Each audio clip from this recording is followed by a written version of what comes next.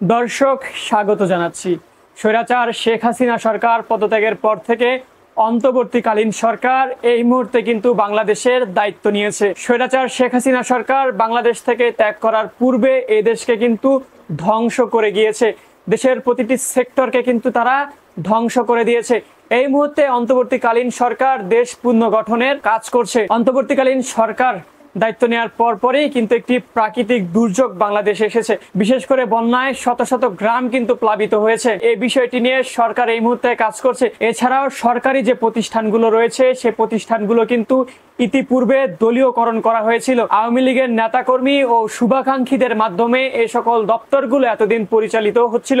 তবে দর্শক, অন্তর্বর্তীকালীন সরকার এই মুহূর্তে কিন্তু এ সকল দপ্তরগুলোকে নতুনভাবে সাজাচ্ছে।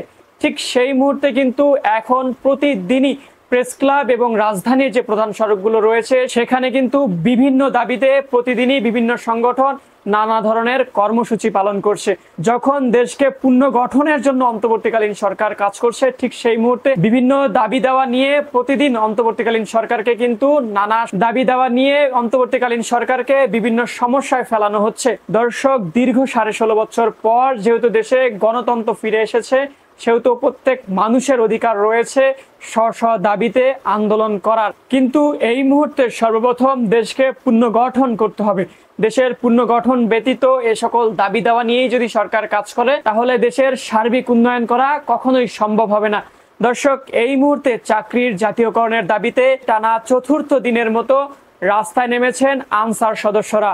প্রেস ক্লাবের সামনে তাদের সমাবেশের কারণে তোপখানা রোড থেকে পররাষ্ট্র মন্ত্রণালয় পর্যন্ত সড়ক বন্ধ করে দিয়েছে পুলিশ। কয়েক হাজার আনসার সদস্য রোববার সকাল 8টার দিকে জাতীয় প্রেস ক্লাবের সামনে সড়কে অবস্থান নিয়ে সমাবেশ শুরু করেন।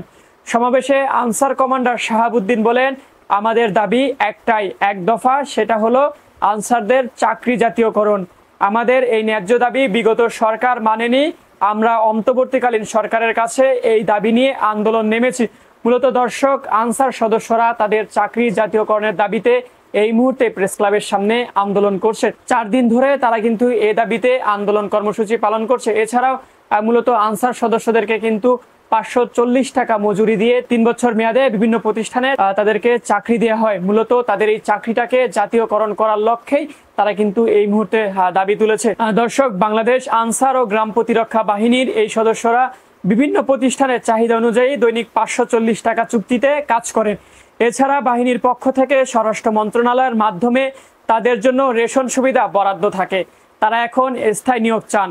কোনো প্রতিষ্ঠান যদি মনে করেন তাদের নিরাপত্তার তাৎক্ষণিক সাড়া দেওয়ার জন্য জনবল প্রয়োজন, তাহলে তারা নির্দিষ্ট সংখ্যক জনবল চেয়ে আনসার গ্রাম প্রতিরক্ষা বাহিনীর সদর দপ্তরে আবেদন করেন। পরে ওই প্রতিষ্ঠানের পক্ষ থেকে সদস্যদের থাকা, খাওয়া, অস্ত্র রাখার জায়গা এবং 2 মাসের অগ্রিম বেতন দেওয়া সাপেক্ষে নির্ধারিত সংখ্যক সদস্যকে 3 বছরের জন্য সেখানে নিয়োগ দেওয়া হয়। এমন আনসার সদস্যের সংখ্যা সারা দেশে প্রায় 70,000। এর মধ্যে 55,000 সদস্য বিভিন্ন প্রতিষ্ঠানে কর্মরত রয়েছেন, যাদেরকে দৈনিক 540 টাকা হারে বেতন দেয় সংশ্লিষ্ট ওই প্রতিষ্ঠান। বাকি 15,000 সদস্য রেস্ট টাইমে থাকেন। কোনো প্রতিষ্ঠানের নতুন চাহিদা পেলে কিংবা আগের কোনো প্রতিষ্ঠানে দায়িত্বরত সদস্যদের চুক্তির মেয়াদ শেষ হলে রেস্টে থাকা সদস্যদেরকে পাঠানো হয়। এছাড়াও জরুরি প্রয়োজনে স্বরাষ্ট্র মন্ত্রণালয়ের অনুমোদন সাপেক্ষে বিভিন্ন দায়িত্বেও পাঠানো হয় রেস্টে থাকা সদস্যদেরকে। আনসারের এই সদস্যদের স্বেচ্ছাসেবী হিসেবে প্রশিক্ষণ দেওয়া হয়। তবে প্রশিক্ষণ দেওয়া মানেই চাকরি নয়। প্রশিক্ষণ শেষে বাহিনীর পক্ষ থেকে একটি স্মার্ট কার্ড দেওয়া হয়। কোনো প্রতিষ্ঠানের চাহিদার প্রেক্ষিতে তাদের বিভিন্ন স্থানে দায়িত্বে পাঠানো হয়। চাকরির জাতীয়করণ চেয়ে আন্দোলনে নামা আনসারদের কিছু দাবি যৌক্তিক মেনে নিয়ে শনিবার তাদের কর্মস্থলে ফিরে কাজের যোগদানের আহ্বান জানায় স্বরাষ্ট্র মন্ত্রণালয়। এক বিজ্ঞপ্তিতে বলা হয়, আনসার ও ভিডিপির মহাপরিচালকের নেতৃত্বে একটি কমিটি গঠন করা হয়েছে। সেই কমিটির প্রতিবেদন পাওয়ার পর এ দাবির বিষয়ে একটি যৌক্তিক সমাধান হবে। এ কমিটির দাবি দেওয়া পর্যালোচনা করে যৌক্তিক সুপারিশ করে 7 কর্মদিবসের মধ্যে প্রতিবেদন দেবে। পরে আন্তঃমন্ত্রণালয়ের কমিটি সেই সুপারিশ পরীক্ষা করে কর্মপন্থা নির্ধারণ করে সরকারের কাছে প্রতিবেদন দেবে। আনসারদের দাবির বিষয়ে প্রধান উপদেষ্টা অবহিত হয়েছেন জানিয়ে বিজ্ঞপ্তিতে বলা হয়, সাধারণ আনসার হিসেবে নতুন কোনো নিয়োগ দেওয়া হবে না বলে সিদ্ধান্ত দিয়েছে অন্তর্বর্তীকালীন সরকার। 3 বছর চাকরির পর সাধারণ আনসারদের বিশ্রাম না দিয়ে চাকরি অব্যাহত রাখার বিষয়টি পরীক্ষা করা হবে বলেও সিদ্ধান্ত নিয়েছে। আশ্বাসের পাশাপাশি হুঁশিয়ারও দেওয়া হয়েছে স্বরাষ্ট্র মন্ত্রণালয়ের বিজ্ঞপ্তিতে। মুষ্টিমেয় কয়েকজন উস্কানিদাতা এই সুশৃঙ্খল বাহিনীতে বিশৃঙ্খলা সৃষ্টির চেষ্টা করছে মন্তব্য করে মন্ত্রণালয় বলছে, সরকার প্রয়োজনে তাদের বিরুদ্ধে আইনগত ব্যবস্থা গ্রহণ করতেও দ্বিধা করবে না। মূলত দর্শক, আনসারদের দাবি দেওয়ার প্রেক্ষিতে স্বরাষ্ট্র মন্ত্রণালয়ের পক্ষ থেকে একটি বিজ্ঞপ্তি প্রকাশ করা হয়েছে। সেখানে কিন্তু 7 দিনের মধ্যে প্রতিবেদন দেওয়ার জন্য একটি কমিটি গঠন করা হয়েছে।